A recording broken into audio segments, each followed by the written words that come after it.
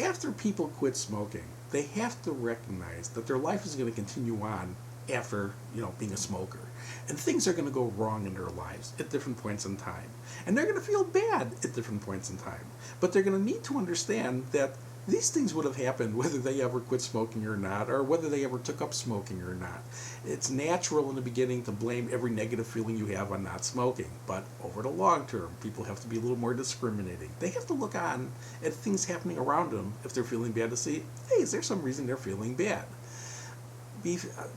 The first clinic I did after I left the American Cancer Society, and I was with them for a number of years, but then in November of 1978, I left the Cancer Society, and I started running clinics full-time at a local community hospital near where I lived.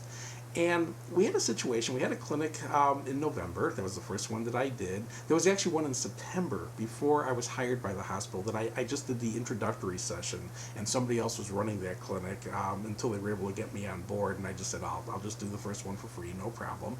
So I did the first session of the September clinic, and then I did the November clinic. And the November clinic, we had 33 people, 30 who quit smoking, and we're doing fine. They did fine through November. They got through the Thanksgiving holiday. They got through the Christmas time, and I was following up the group, and people were doing really, really well. January 2nd, I got a call. Actually, January 1st, I got a call from 2 or 3 people from that group that they were going nuts, and from not smoking. This is what they said. So, what do you mean you're going nuts? Well, I'm nervous, I'm irritable, I'm kind of climbing the wall. And these were people who had no contact with each other. They were not feeding each other information. If that wasn't bad enough, the next day, I got a call from 4 more people from that group saying they were going nuts from not smoking. And I said, what do you mean you're going nuts from not smoking? And they were saying, they were nervous, they were irritable, they were climbing the wall, they didn't know what to do with themselves, and it was because they quit smoking. I asked them how they were last week. It was okay last week. I asked how they were, around Christmas. No, they were okay around Christmas, but this is different. They're having a really tough time. If this were the first clinic that I'd ever done in my life, I'd think, wow, 7 weeks or so, something really bottoms out.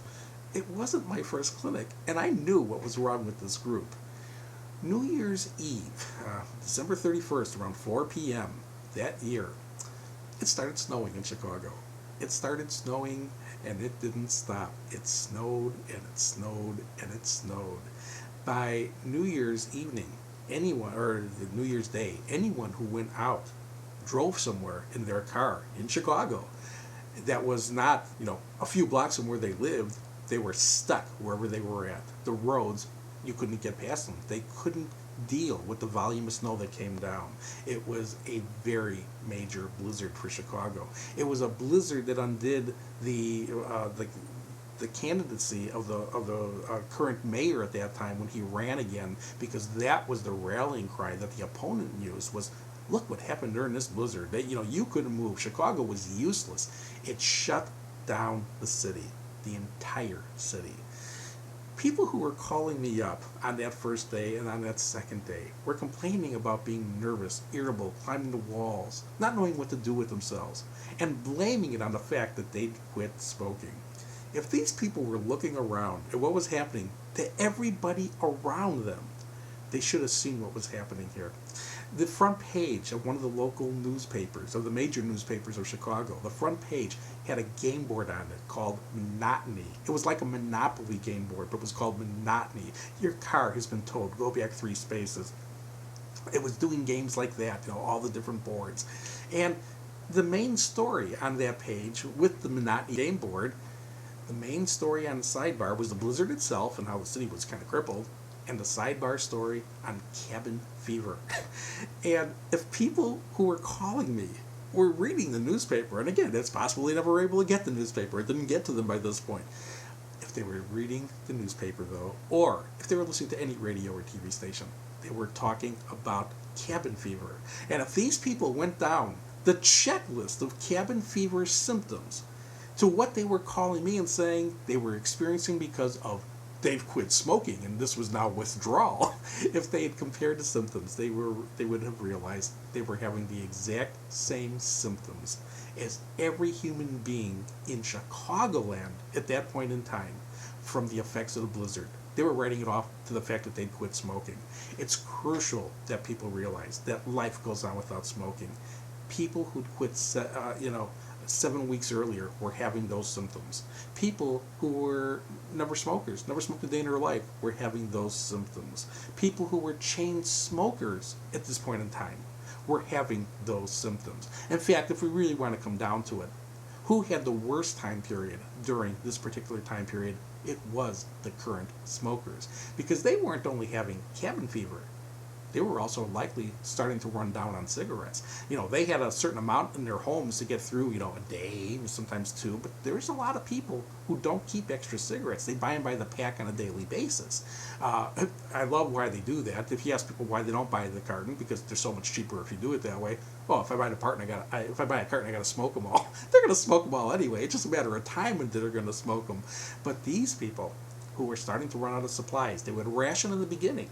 They're going through cabin fever and drug rationing at the same point in time, and then when they would start running out, then they would be in trouble, because now they would, in a sense, have to maybe go out in some very inclement conditions. This wasn't the only time in Chicago we had bad, dangerous weather. We've had times where it's like 60 below wind chills. It was a 26 degree below zero at one point with very high winds, and they were talking 60 below wind chills. People were terrified of leaving their homes. Your car may not start. If you got it started and you went to another location and to go shopping, you don't know when you got back to your car it was going to start again. You might be trapped at that other location. People weren't leaving their house for anything at that point in time, anything, unless they ran out of cigarettes. And then all of a sudden they find themselves, putting on every article of clothing they can find. They find themselves going out in conditions that might be life-threatening.